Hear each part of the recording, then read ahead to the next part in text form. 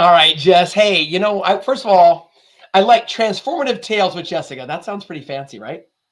Yeah, it does. So let me kind of give an introduction. So Jessica went on our retreat to Mexico City, which was pretty epic, right? Yes, it was. And you know how epic it is because Jessica still thinks it's epic, and it took her over 48 hours to get home because of airplane problems, because of the weather, and Oh, yeah. all of the things. I mean, you were in the airport of Mexico City for what, 12 hours? 12 hours and then another 4 the next day. And then I was in Houston for another 12, Yeah, so that's a 14. long day. You and I and our friend Ader and my wife, your cousin Tanya, were on the phone, FaceTime, texting, whatever it was to make sure that you got through it without losing That your helped me a on lot. somebody. Oh, good. I'm glad. It It was really important to did. us to make sure you were there. So Yeah. I want to ask you a little bit about the retreat, like your Okay. experience in the retreat. Just please be open, honest, share from your heart, which maybe I'll share some. I'm sure we will share some of the things that we've shared since then. Okay. What would you say, first of all, why did you choose to go on a retreat to get your first stamp on your passport to Mexico City? What made you decide that it was something you wanted to do? Um, you. No, thank you. No, Part of that's true. I it kind of really is. nudged It's you, one of right? those things. Yes, you did, and I'm glad that you did because I think that whenever we have to step out of our comfort zone, we need that little push. We need somebody to say, "I know you're a little nervous, but this can be really good." And um, and then with my work, it really was very last minute before I could even start getting excited about going because I Right. wasn't sure I was going. But um, I would say I've always wanted to. About a year ago, I was like, I really want to go outside the United States. I don't know how I'm going to do it. You suggested passport. No, you suggested Italy. And I was like, but I don't even have my passport. And what did I And say? Go get your. go get one. And that's what I realized. Like, what can I do today to get me closer to my dreams, whatever those be? And my dreams to be taking pictures internationally. That's my dream. So what can I do today? And it was just filling out some paperwork. It was that simple. And when I looked at it, it's those little bitty, those daily steps that we take that eventually over time add up. And then voila, I'm in Mexico, In and a year from the first time we talked. it was less than a year. Yeah. eight Less than a months. year. Yeah. Yeah. Yeah. And so when you got your passport picture taken, they give you two Mm, pictures. They don't give you anything. You paid for two pictures, right? So yes. you put one in the envelope and you sent it off. What did you do with the other picture? I wrote on it. I manifested what my dreams were, which was to be a world traveler. And I put, I am, present tense, a world traveler. Not I'm going to be or I want to be. It's like, I am a world traveler. And I wrote it on there. And I remember looking at it and feeling a lot of excitement about it because I had always seen other people's passports and really thought it was like a really fancy thing. Like that was like means you have arrived. And it's just like a driver's license, it's like you Right. get to that point in your life when you're able to do something like that. And here I was, almost 50 years old at the time. And I was like, it's time. It's time. So I wrote it on there as silly as it felt. And less than September, 5 months later, I was in Mexico. From the time you got your So passport. 5 Nice. months. Yeah. And it didn't take a lot to convince me to go. It's just it was coming up really fast. You guys had just gotten back from Italy, I think. Right. Right? And then we had the Oklahoma City Oklahoma retreat City retreat. Yep. in October. And then you're like, there's going to be another one in January. And, we have Christmas and all that. And I was like, oh, I'm not going to be able to. It's like right after Christmas. But your persistence in not only what you wanted, but what you wanted for me, which was to get me out of the United States and take some pictures, to manifest my dreams is what really pushed me. Because you are now an international photographer. Did you take any Yes, I pictures am. in Mexico? Yes, you are. Yes, you are. You should beat your chest. You should change your profiles that whatever it is that says international photographer. Yes, I should. Look at that. I mean, I and have look, put hashtag on a couple of my things when it really felt good. So, well, but again, yeah, manifestation doesn't mean it magically falls out of the sky. it's true. I mean, you're exactly right. And I mean, even in this conversation, I'm facing some of my limited beliefs, just like that hesitation. That it's just it But why doesn't have to not? be that Because way. to be honest with you, I talked about you today on a one-on-one without names, right? And I said that you wanted to become an international photographer, and we talked. And you're exactly right then, in the sense that we see it, but we're scared. We're scared of failure. I've been talking Yes. about a future retreat, and somebody said, but I'm scared of this. I said, good. Don't let it stop Yeah. you. Because when you accomplish it, you just feel so amazing. So amazing. Exactly. So amazing. So not only, let's talk about, so we're talking about becoming an international photographer, leaving your hometown. Did your flight plans go on par the day you left for Mexico City? Absolutely not. So No, explain I that a think I little had bit. like a 5 or 6 hour delay just leaving Oklahoma City just to get to Houston was the plane was delayed. And right? Yeah. And then when I got Yeah. to Houston, I'd already missed my connecting flight, so they just booked me on another one, which luckily was in a few hours. And so I think I was supposed to get in Mexico at 4:35, and I got there what 11:30 It midnight. was It close was to midnight. late. It was late. But we picked you up. We And there didn't you leave a were, girl. you and Ada were there. We didn't leave you stranded for sure. No, it What was so awesome. the whole experience was, so one of the things I'm blessed to hear from people that are in our Trailblazer community, kind of in our entry level Age with Awesomeness community, and then just surrounding is like every picture we share are the smiles on people's faces, Yes. right? Yes. And Yes. the videos you shared and pictures we have, I was blessed with a really big smile. So mine and everybody else's. So that's pretty magical. What would you say might have been the biggest insight you took home after 4.5 or 5 days, maybe 5 full days now in Mexico City or in the retreat itself?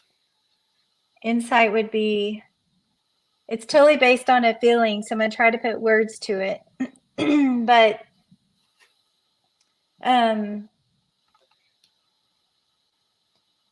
it was a knowing that I'm meant to do this. Like I'm meant to go and I'm meant to go and travel. I'm meant to do this. I have to do this. Like the joy and the excitement and the curiosity that I felt, I get that in comparison on, it's kind of what I do every day when I go to the lake. Right? I kind of fulfill that. But after going to Mexico, it was on such a huge level that there's this like, it's kind of like a veil has been lifted. I'm like, oh, so much for me to go out and see and explore. And so now that desire is there, so I have more willingness to align my financial goals and my other plans in place so that I can do that because that desire is there, So we started out little with I'd say little with Mexico because, there's no water separating us from the United States. And it's really not the most expensive place to go to. So it was very affordable, which is, I think, we're good starting points. The experience there, it's been a trip I took whatsoever because what I got there was that.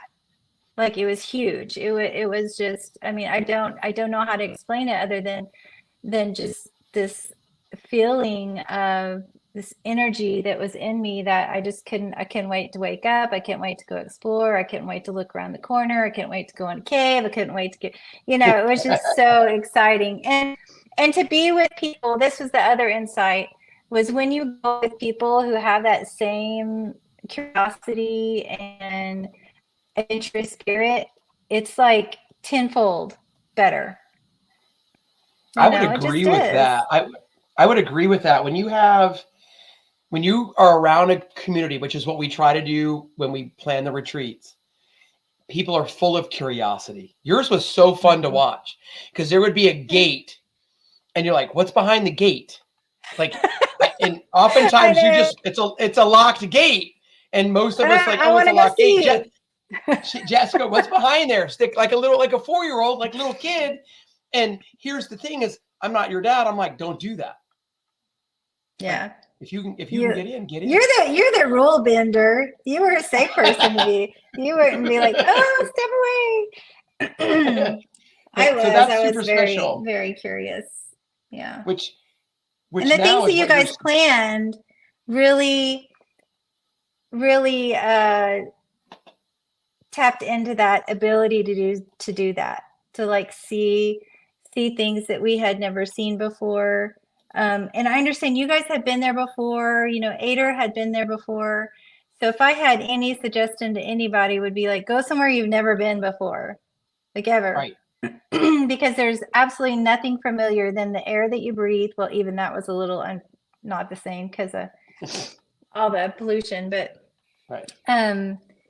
It was just to look at street signs, and not have any clue what they said. But then I felt safe because Ader could read it, right. or you could. You did a pretty good job.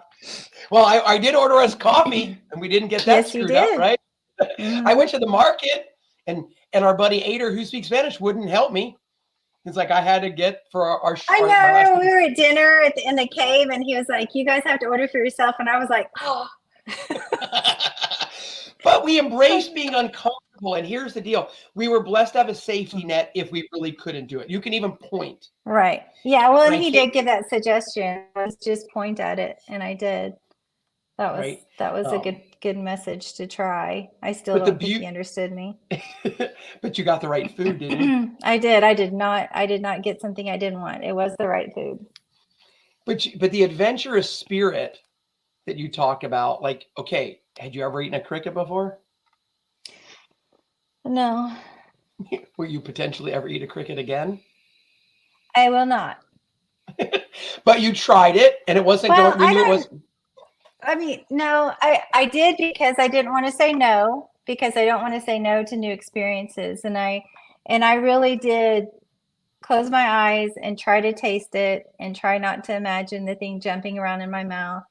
And I know it was dead, but Ader, he had a good point. It's when you eat it as prepared, which I did not eat it as prepared, because it would have been like 10 together instead of just one. But I'm sure it would have tasted better, maybe. But so one of the things that he brought up, which I thought was super smart and insightful, was that a chef can put food together that together has an essence and a taste that if you deconstruct it, each piece it just doesn't taste the same. So I did take the taco, which wasn't a regular flour or corn tortilla. I couldn't tell you exactly what it was. And you and Tanya tried it, and I did the same. But then when I kind of rolled it up and ate it, it was a much different experience. So yeah. Those are the things I think that we want to encourage people, even within the United States. There are different foods. Embrace the culture of that city and see what you get. Like, so what about so we ate street food, right? Mm-hmm. The Al Pastor tacos. Can you tell us a little about you? Yeah. But would you have done it, you think, by yourself? Do what? Would you have stopped just on the street in the little cart? No. You're cutting the No. But one of the things that I was telling Jess, I said, if you looked around that cart, it was 4, 5, 6 people deep on every side of that cart. Right. Which, and from looking, it looked like they were probably mostly local people, neighborhood people. Right. And so that instantly is going to tell you this isn't going to suck. It's probably going to be pretty damn good. Yeah, that's a good hint for sure. That's right. You don't always, that I could look for. You don't always need Yelp to tell you where to go eat. Right. Isn't that what we use here? Like, but yeah, you don't have to, but it was delicious. In fact, last night on our way to go to that show, it was a part of town that I haven't been in. A lot of Mexican restaurants that, it looks like they painted the name on it. And it was the first time I was like, I bet they have really good food. Like, I bet not like, ew. It was like, so that in itself, it's helped me accept places that I would normally judge here. Right. I mean, Yep. I'm just being Yep. Be honest that honest. Yeah. I would judge as not safe or not good, I got to see a different culture and how it's so much alike and it's so good. Just because it looks different doesn't mean that it's bad. And so being able to bring that back home is definitely something that I can look at food a little differently in I any experience, really. I think that's really insightful because your adventurous spirit that took you to Mexico City, you then get to bring it back to, for you, Oklahoma City, or for me in Texas or whatever. And maybe you'll go seek food that isn't the franchise food. There was a Chili's in Mexico City. There was Kentucky Fried Chicken, Taco Bell, Wingstop. Oh, I know. There's no way I want that now. I know, right? Yeah, it's just like what you were talking about after going to Italy. It's like you get a taste of real food and you're like, oh, I don't think I want this, what do you ever call it? Chain stuff. Right. And look, they have a formula that works and people are comfortable with, so you can't knock the business. Mm-hmm. Right. But just like you potentially trying a new restaurant or new cuisine at home, one of the things we brought back from Europe is that I want to drink my coffee in a real coffee mug. And this morning I actually went with another Trailblazer to do a one-on-one after rucking, and I politely asked, because I could do that in English, I couldn't do it in Spanish. I'm going to know next time. And the woman behind the counter, she goes, it's a whole different experience when you have a real ceramic mug. She said that? To me. Oh, that's awesome. Yeah. Even though I got teased, oh, you're bougie. I'm like, look, you only live once. And if this fills my heart with goodness, I'm going to do it, to the point where there's another local coffee shop that doesn't have anything but paper, and I won't go back unless I bring my own mug, which I do quite often, actually. I do. Yeah. When before the pandemic, I would go do a lot of work in coffee shops, restaurants, or whatever, and they always would know that I would bring up my Wake Up and Be Amazing mug. Yeah. Yeah. Do you have true. a Wake Up? Do you have a Wake Up and Be Amazing mug? Okay, I'm going to put that on my list. Either send it to you or make sure we get you one, or use it as incentive to come to another retreat and I'll bring you one. How about that? Yeah, you don't need incentive. I wish I could go to all of them. No, and I love the fact that you said, but you're going to do your best to line up things financially so that you can go. And I believe we do a motivation or momentum Monday call. And most of the people on that call are blessed enough to have the time or the money potentially can save to travel.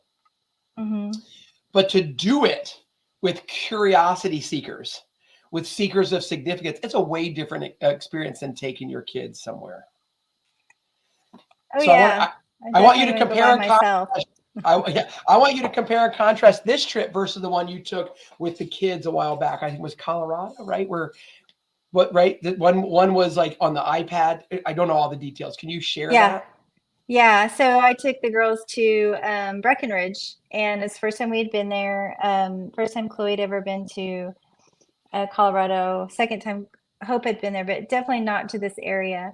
And the first day, we went and explored. We went and watched I literally look on maps and look or actually I Google best place to watch a sunset or a sunrise, and then I look for it, and I try to plan it that way. And I found this lake right down the street that had a waterfall nearby. And so we spent all day hiking in nature, and the girls were so in their element. I mean, they're playing with pine cones and they're just glowing, and I know that feeling because that's how I feel in nature, and I saw it in them. The next day we introduced touristy shopping in downtown Breckenridge, totally different experience.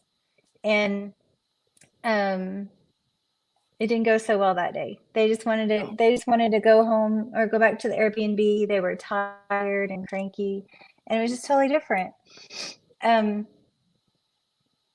So I know next time if I were to take my kids, I would probably try to plan more just outside, either be far, try not to do any shopping, or my number one vote is to go without kids. There you go. I like that. But it is a different experience. Like most of our time in Mexico City, besides being in the Airbnb, was spent outdoors. Yeah, somebody asked me what I brought back from Mexico. I was like, I don't think I made a single purchase. We didn't go shopping, and it was great. I said we didn't do shopping, we did experiences, and that to me um, was amazing. I never know thought that about may that, not but have been we did. planned, but we didn't do any we didn't go shopping, We didn't. and We which didn't. I think a None of lot of us people looked. do. None of us looked for a souvenir. I did bring a coffee mug back because a friend of mine collects mugs, and when I was in Italy, Ireland, she asked, and I was like, "Oh, I could do that again." Right? That was. Yeah, Other than that, yeah. I but remember when you literally, found it. I walked in, I paid for it, I walked out, and that was the only thing that we brought back that we didn't do it. How do you plan to integrate some of what you learned into your daily life? Well, I've already what I learned.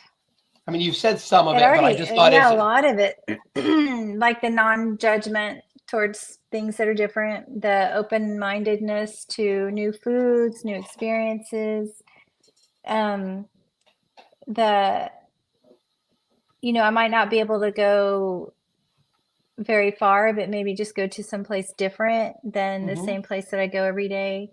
And, I'm speaking just for me, but I know that I've already talked to 3 or 4 people who saw my video from the trip and wanting to know more about this journey I'm on. Yep. I'm like, honestly, it's like I'm finding what I absolutely love to do and I'm doing more of it. And I love to travel. Yeah, and the Go beauty of it is explore. you and I are going to talk about how to invite them to join some of this journey, because so many times, and you can tell me if I'm full of crap or not, Okay. people go online and they want to lose weight. They want to earn 6 figures. Those, to me, at least, those are the most things in my news feed every day. But what they forget to do is discover who they are first. And when they discover, right? Because they think that's the simple thing. Yeah. It's not. None of it's easy. But when you discover who you are, you'll realize, hey, do I need to be healthier? And is losing weight an important piece of that? If it is, then let's do it. Right? If earning your first $1, $10, $100 in business, hashtag Jessica Freeman, whatever that looks like, but it's always 6 figures. Well, you normally can't go from 0 to 6 figures unless you buy a freaking lottery ticket. Yeah. Yeah. We're really adapt. We're taught that things should be easy. But For some reason, it's not. It's not. But it can be fun. It can be fun. The journey is the fun part. And when we take those daily habits, right? So for me as a coach, look, my background is physical fitness, but I'm not an extremist. I've been blessed to coach Ironman triathletes, men and women, marathoners. But what I want people to do is be the healthiest version they can be, so that they can then go be a seeker of significance, whether it's travel, whether it's becoming an international photographer, whether it's empowering other people to see their beauty and their joy, right? But what they haven't seen, many of them, is the years that you've worked on yourself from darkness to light. So we can't, and we often do, compare our chapter 1 to somebody else's chapter 10. Yes. And you do have to step into, a friend of mine will say, step into your brave. That was her first book. It's a great line. Yeah. Right? Yeah. Do that. So I think that you can take these retreats and do things differently. Do the work ahead of time a little bit, right? X number of days, weeks, months. Show up. Do a few minutes a day. You don't have to spend 24 hours a day in self-help, right? No, I've actually set my timer for 15 minutes. Like I have a deal on my calendar now to I just put goals or dreams or something like that on my calendar and I'm hey Siri, set timer for 15 minutes and that's all I spend on it instead of waiting for the right time, which never comes. So I've So gotten if a you, lot further now than I have in 2 months it's in my 450 coursework. minutes a month. That's a lot. That's a lot. It's over 7 hours Yeah. of work. It's Yeah. almost it's 80 plus hours in a year. Mm-hmm. It's absolutely huge. Yeah. Now, you were blessed, or I was blessed, that you joined us in Oklahoma City as well for a retreat, Mm-hmm. right? Yes. And one of the questions I asked after that one was, compared to what you thought the retreat would be, compared to what the actual experience was, how did that change or meet your expectation or exceed it or whatever? So here, same question. Compared to what you imagined going to Mexico City, being with our group of trailblazers who are going to blaze a trail that's never been there before and invite people to join them, which is what your friends are now seeking. What is this journey you're on? How did Mm-hmm. that, what was one of the things that was different from what you expected to what you actually experienced? Um,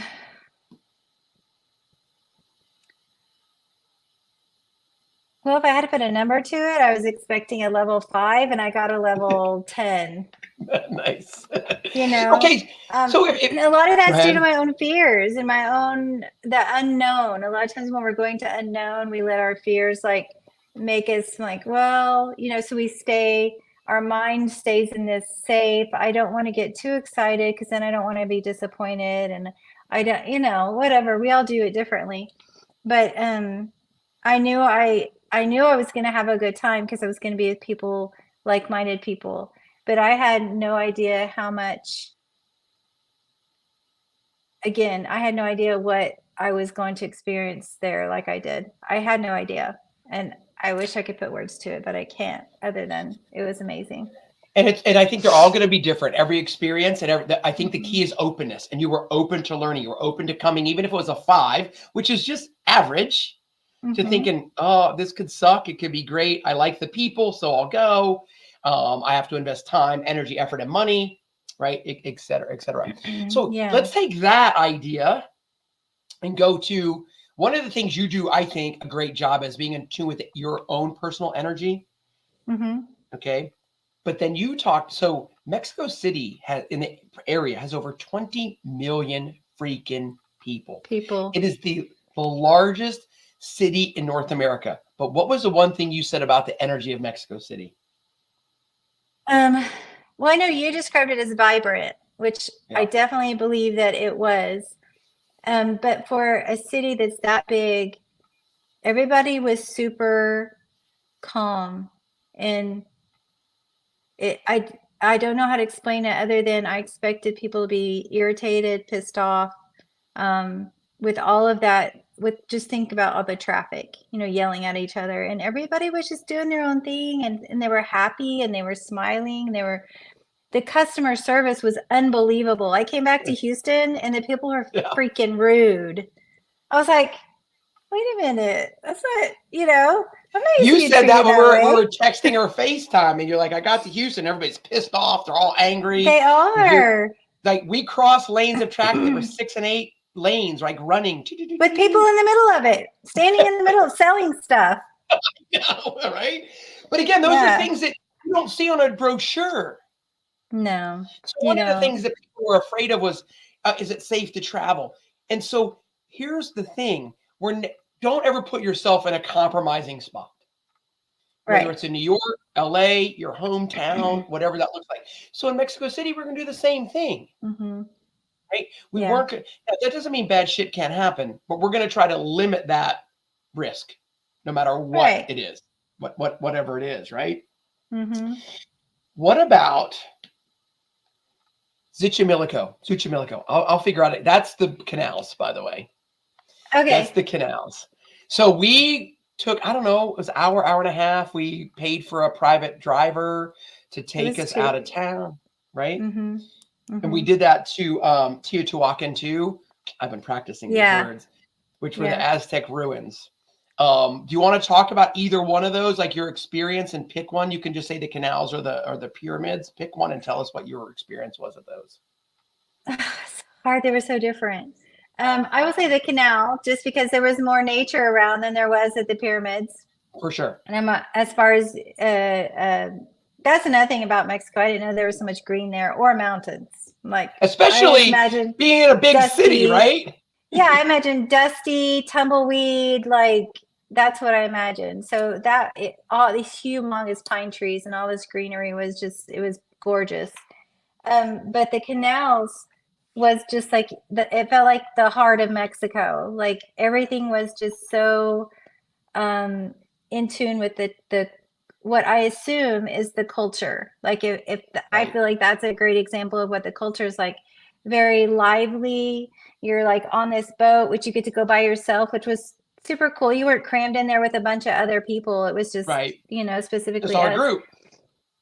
It was our group, and you're like gliding towards this mountain, and there's trees on both sides, and it's just this calm, peaceful, ride. And then here comes a boat, and it just attaches to your boat, and they make you food and hand it to you. I mean, that was pretty cool. Like, that was super cool, right? Super cool. Yeah. And then the band, are they mariachi bands? Is that what they're called? Mariachi or mariachi. There was another version of that type music was also playing, Norteño, or I could get that wrong. Yeah. Norteño. So they come up and they tie up to your boat and they play their music. I mean, that made my heart want to just explode. It was just crazy. And just so unique and so special. And the music goes right along with the whole experience. It's very happy and live, like you talked about, the vibrant, lively energy there. And then you had the peacefulness of the river. And then you and I got to do our one-on-one, talk about dreams and goals. And that was freaking, in my opinion, that was one of my favorite pieces, to be sitting at the boat with all the energy and all the amazing waterfowl and the music. And it was just, but you heard it, but you didn't, because we were focused on talking, like in dreaming, right? That was pretty special. And it was just the whole time there, I just had this calm, like I can relax and enjoy myself because everything's taken care of.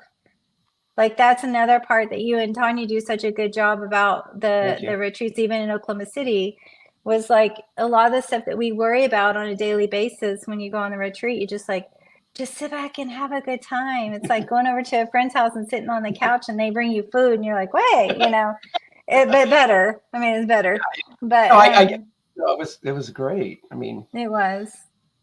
That's part of it. What makes it special. Even I personally didn't even know there was a volcano in Mexico City, an active volcano. Oh, I know. I wanted to get a picture. Do you remember me asking Ada, I was like, is there a place you can take me that I can go take a picture of that volcano that has smoke coming out of it? But you know what? We didn't know going down the highway. Yeah. Mm-hmm. Papa Catapelete, something like that. I screwed that up for sure. I just looked it up. But I didn't know, but who knows? Maybe we'll look next time. There will be a next time, and we'll know even more. I would go back to Zuchimidico, however you put it, the canals in a heartbeat. Yeah, it was really neat. Right? How about the experience at Lucha Libre, the Mexican wrestling?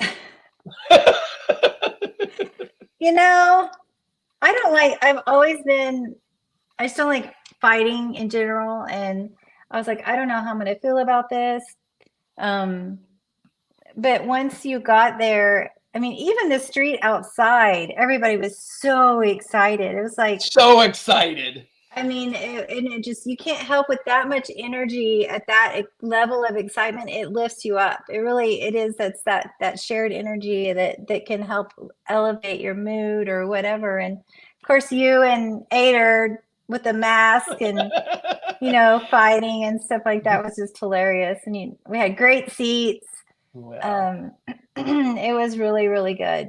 Really good. I think too, the energy, it was way over the top, way extravagant. And if you just in the entertainment value alone, it was fun. It was a unique cultural experience that you have wrestling in the States, but it's completely different. Right. I mean, I've seen pictures of it before, but now I have that associated feeling, and just really fun. So I think Really fun. that's big. I want to go into that associated feeling. So I was watching Mhm. something the other night, and they mentioned Rome, and instantly I remembered the 2 days we spent in Rome, which before I'd have heard it, I had no concept Right. of what that was. Pardon Mhm. me. Or if somebody mentions parts of Italy, even if it's a different city, well, I got to experience that. If now I see a Mhm. picture of Ireland, and Tanya and I in 5 days went all over the freaking country, right? I have memories. And you actually said that in our conversation, when I was explaining going to the airport or your passport or whatever. She goes, every time you say it or talk about it, you have a story, like even in Switzerland, not knowing how to get to the city center. I don't speak the language. And there's a guy Yeah. in a red jacket who spoke English, and he helped us buy a ticket. Yeah. Right. I mean, so and it can also be done look, when we go to Boise, Idaho, people are going to speak English. Mhm. And I don't think in general that people wake up and go, let's go visit Boise, Idaho, right? It's not Colorado. It's not maybe Right. Salt Lake City, Which you Utah. have never been to. I know. I've driven Yeah. through it, but I've never spent any time. So that we'll do that for sure. I also want to Mhm. do all of these things off season, by the way. Yeah. Yeah, it's a good time to do it. But the more I'm doing research about Boise, it is like an outdoor paradise. It's And the fact beautiful. that we're gonna go to a natural hot springs after hiking a mile or whatever in snowshoes or whatever, and here's this water that's like a hot tub. I'm like, that just fascinates me to no end because that's Mother Nature. Yeah. We don't Yeah. control active volcano. Sometimes I think we live in a world that we don't think that stuff really happens. Well, there's still tectonic plates. That's why there's earthquakes, and we talked about that because that happens quite a bit, unfortunately, in Mexico City. Mhm. Yeah. But for me, Yeah. and I'll ask you this. This is the next question. Once you go someplace, all of a sudden, I even want to know more about that location. Mhm. So I've done more. Yeah. Go ahead. Do you think you might seek out more information, whether it's Mexico City or Cabo or Tulum, which is outside of Cancun, or who knows, like more of the Mexican culture, more other cities? It won't be anyone bigger, but that would be really great to do, but there's a part of me that wants to learn more about what we did go see, like the more history about the castle we went to see. yep, More because you see a lot of things, but you don't have the story that goes with it, and it doesn't have the same meaning. It's just like if you were to go to the Oklahoma City bombing and not have the personal stories that are matched with it. It's just right. it's flatter, it's not as deep, and it doesn't spark that emotion and that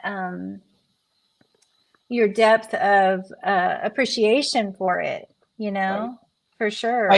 Right. So when we were in Oklahoma City, and I think it was Hulu had taken something that would have been on the History Channel, and it was called Days That Changed America. And it was a Mhm. documentary about the Oklahoma City bombing. And I knew when we planned it there that everybody had been an adult, even if they were a young adult, in 1995 when that happened. And Right. so to set the tone of that tragic day, I'd asked everybody to watch it. Not everybody watched it. And then we sat in the living room, and then everybody either watched it for the first time or watched it again. And it just set the tone. It wasn't Mhm. joyous. But then even our guest speaker, Joanna, came in, talked about being in television on that day as an intern from OU, right? Oklahoma University, cutting what they call B-roll, so back video and things like that. And then she even brought up, and this was my whole reason for doing it there, was resilience. Mhm. Was the fact that we weren't going to, it was sad. It was tragic. Children died, Mhm. and it changed America, if not the world. But it was like bounce back ability, which is what you and I were talking before I hit it. Like all of us are here today because of the experiences we've had, good and bad. Oh yeah, definitely. Right? Good and Yeah. bad. So you set that tone right. So I've learned more about Oklahoma City. I didn't know anything about it. The first time I went to Oklahoma City was actually for a family event. And I'm Mhm. driving up I-35 and I'm like, I don't know squat about Oklahoma. I know they have 2 big college football teams. And that was about the extent of it. And now I think I've been 4 Yeah. times, and I'm sure that in 2024 we'll be there one or 2 more times. But Well, isn't it the same with people though? Like, What's how that? much time do you invest with people? Like, how much time you invest to get to know someone? And then when you get to know them and hear more about their backstory and where they're from and what they've been through, and you feel this connectedness to them and you become friends. And that's how it is. Same with, I think, with any travel experiences. If you can, sure, you can just go and look at it for the prettiness of it. But Sure. if you can connect on an emotional level, not only with the people that are there with you, but with the place itself, it just makes it the whole experience that much more worthwhile. And I think that's what I experienced when I went to Mexico. I'm not saying everybody else would feel that, but I was open to it and I wanted that, and I got it tenfold, you know? No, I love For it. Well, sure. that's the beauty of the group, the community that I've been blessed to lead, the Trailblazers, is many of them now have been on retreats. Many of them have been in the Trailblazer Nation for months or since the opening of it a couple years ago. And we get to share the joyous and the sad times together. And we learn everybody's background from divorce to death to bankruptcy to changing careers to being forced to change careers, whatever that looks like. Right. And Right. we are really investing time, energy, and effort in what I call the 4 Fs, which ultimately is a foundation, which is another F. So it's your faith, what drives you each day, your fitness, your physical, mental, and emotional health. What does that look like? Fellowship, that's what you're talking about, building those friendships. And then for us, the travel is the fun, like going on these big Yeah. experiences to go do it.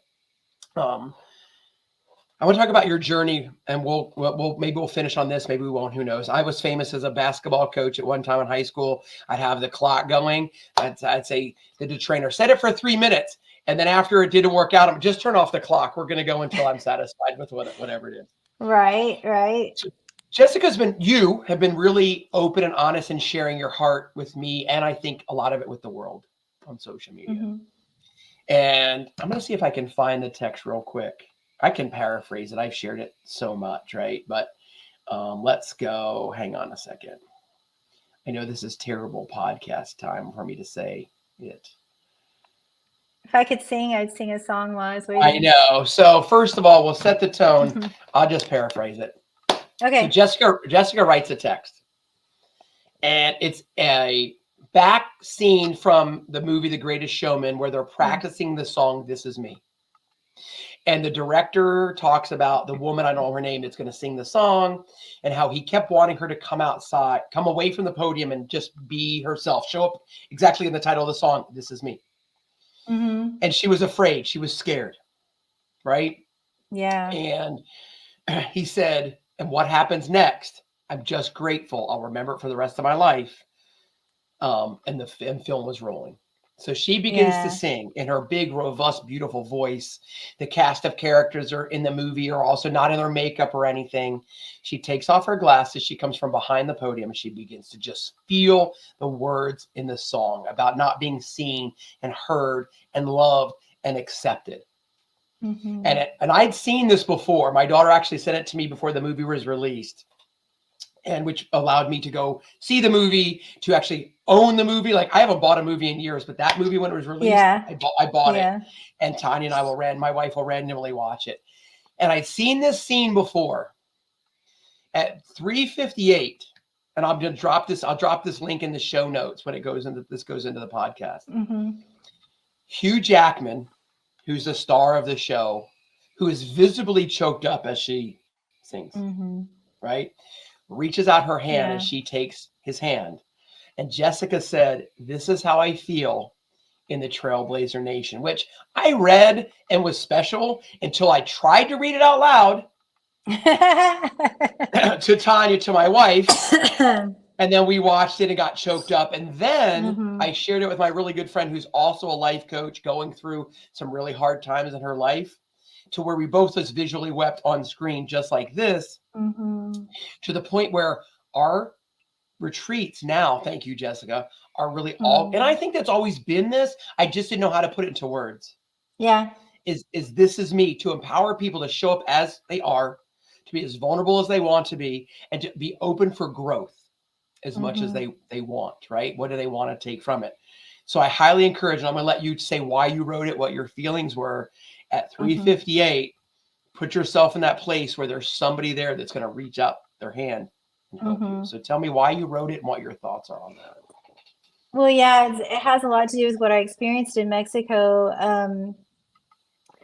It's I think a lot of us grow up with insecurity of not being seen and heard, and being, we talked about that, about there's a point in our life where we kind of close up and we're afraid to let people see who we are. And then we only share a little bit with people that we know that are safe. But then there's sometimes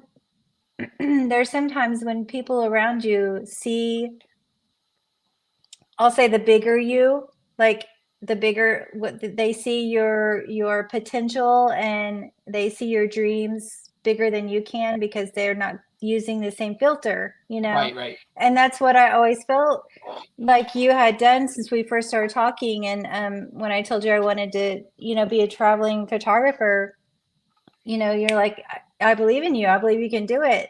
And there was just so much excitement and a desire to see me come into that and to experience that while you guys were with me, that it was just, you guys celebrated with me as I celebrated. And you don't get that very many places at all.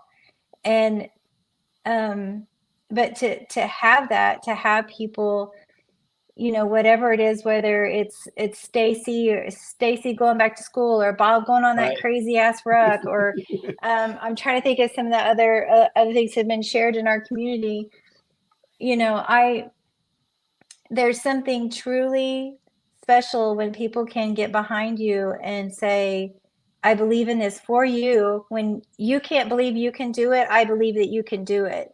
And that nudge and that push and that belief in something, it helped me, just like I think it was Kayla or whatever in that show, get brave enough to step out and go, this is me, this is what I want to do. It gives you like, I'm not alone, I have support. And we can go, one thing that I've learned in this community is I can go so much further with community than I can by myself. 100%. It's been proven. And I honestly did not believe that until I started working with the group. I didn't, because I was so protective of, I'm just going to take care of me. I don't want to be disappointed in other people. I don't want other people to be disappointed in me. So I'm just going to stay in my little bubble and just see where I go. But what this has not forced, but welcomed me to do, is to open up and other people see what I can't see. And they're like, hey, I see you, being an international photographer. And I'm like, oh, maybe. And you're like, no, really. 100%. I guarantee everybody I'm blessed to coach, I see your dreams before you do. Yes. Because you said it right. Big. Thank you. I don't have the same filters for your life. I have them for mine. I have my own self-limiting beliefs. I have things that I'm afraid of, or I'm human, right? But all I know is you have a dream. Right. And all I know is I'm never going to let you forget the dream. And I'm going to ask you, what did you do today to step toward that dream? It's that simple. Yep. And when you're in the community and you voice it, then people are going to look at you. They're going to talk to you. I know that, and I love the fact that you guys talk without me. To me, that's one of the most special things, is helping build. It is, because if I'm a connector of people, then it's the ripple effect. Yeah, definitely. Right. Whether Bob reaches out, or Stacy reaches out, or Isabella, or Ada, or Ginny, or whomever, you have conversations, right? And we're going to say, I know you can do it. I believe in you. And we're not afraid. Oftentimes, I think it seems family is, they have their own blinders and their own fear that you're going to fail and get hurt, and they don't want you to get hurt. Yeah. I don't want you to get hurt either. Oh, we experienced that in Mexico, didn't we? We did. We certainly did. But they really mean no harm. But they're in their own insecurities, their own fear, their own lack of knowledge. They just don't know. Right. And all we know, and all I know as a coach, is this is what is going to bring you joy and take you to the next level of understanding why you were put on this earth. Yeah. Yeah, exactly.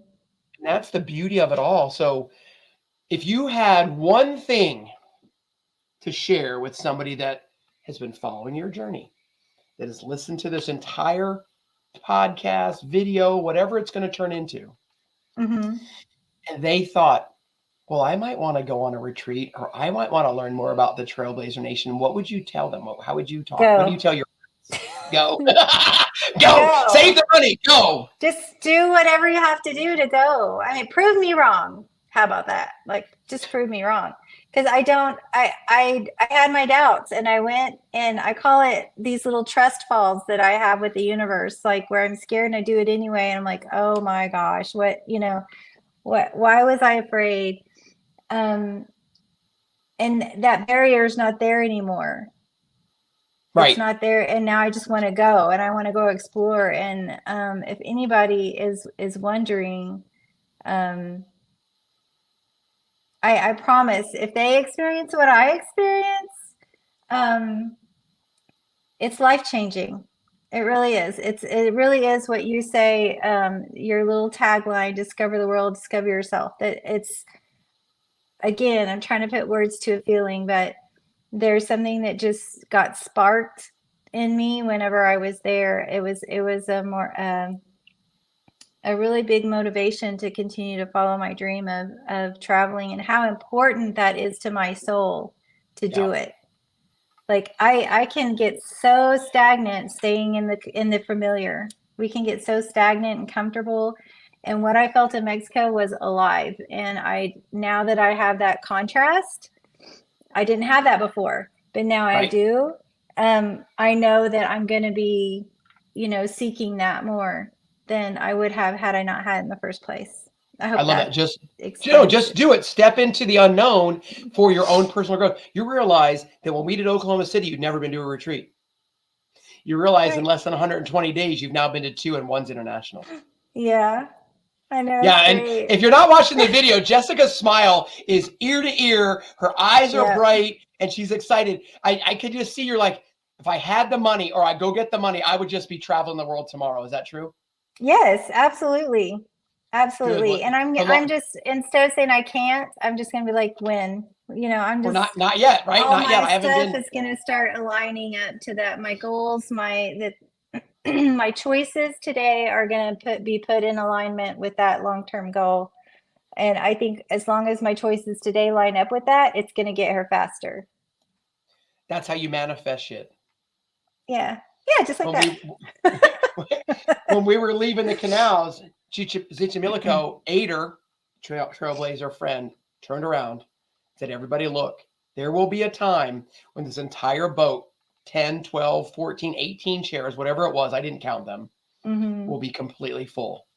And so I have that written down too, to go back to Mexico City, to invite more people, to be more alive, to be more vibrant. I truly believe, and I said this on our last Momentum Monday call, was that if we don't share these stories, we are keeping somebody else's future locked inside our mouth. Yes. So just keep doing it. Thank you, Jess, for your time. Don't go anywhere. Yeah. But thank you for your time. I cannot wait. And I anticipate domestic travels. I anticipate global travels. I anticipate it all, because you said you didn't truly understand this, and I'm going to hit end recording, because when you discover the world, you will discover yourself. Thank you, Jess. Yeah, definitely. Bye now.